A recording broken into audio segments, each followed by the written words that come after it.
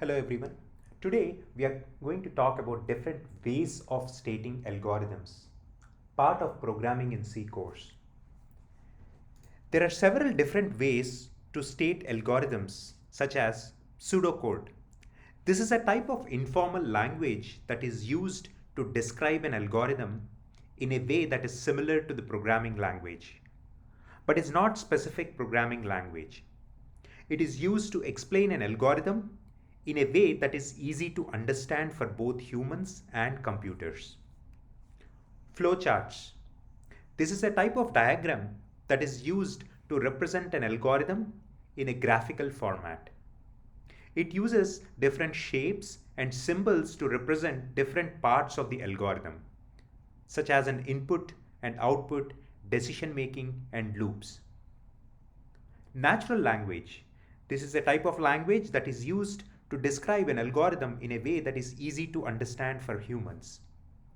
It is similar to the language that is used in everyday conversation and can be used to explain an algorithm to someone who is not familiar with programming. Mathematical notation. This is a type of notation that is used to describe an algorithm in a way that is easy to understand for mathematicians.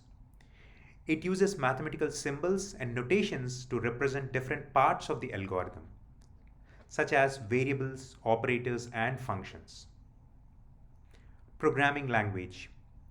This is a type of language that is used to write instructions for a computer.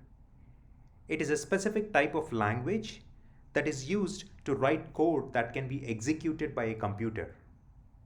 Examples of programming language include C, Java, Python, and JavaScript.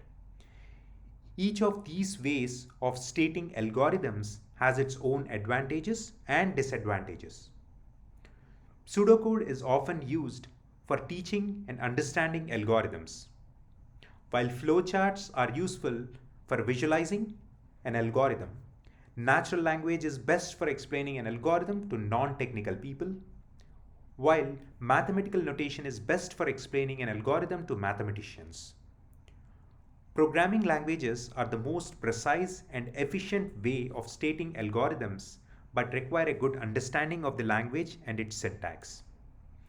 Hope this was helpful. Thank you for watching.